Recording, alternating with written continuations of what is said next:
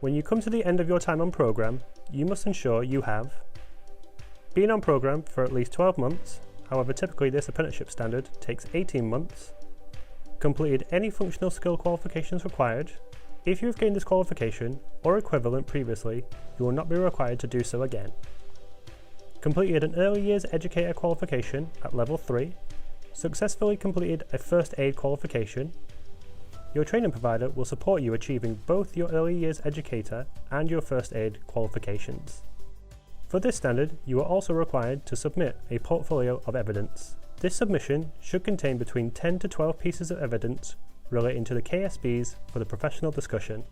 It should include 2 observations totaling a maximum of 20 minutes. Other evidence may include organisation policies and procedures, written testimonies, feedback from colleagues and parents, or any planning documentation. Although the portfolio is not directly assessed, you can use and refer to it during the discussion. After you've completed all of these, you are now ready for Gateway. Gateway is a meeting scheduled for the very end of your apprenticeship programme. This will involve you, your manager, and your assessor. During this meeting, you will discuss progress made and come to an agreement that you are working at or above the occupational standard and that you are deemed to have completed all aspects of learning. When all parties are in agreement, you will then be put forward for EPA. We ask that if you require any reasonable adjustments, or if there's any important information you wish us to take into consideration during the EPA process, you should let us know at Gateway.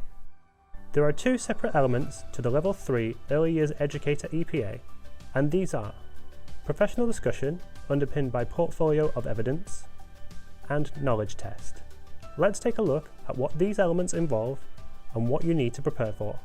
This element will take form as a professional discussion. The professional discussion will last 90 minutes with a time increase of up to 10% at the discretion of the independent endpoint assessor. You and the independent assessor must have copies of the portfolio so you can both refer to it throughout the professional discussion. The knowledge test is 35 multiple choice questions. It is important to note, for the multiple choice questions, out of a choice of 4 possible answers, only 1 answer is correct throughout the exams. No more than 1 answer can be given for any question. You will have a total of 60 minutes to complete the exam. You must correctly answer a minimum of 23 questions out of 35 to achieve a minimum pass grade.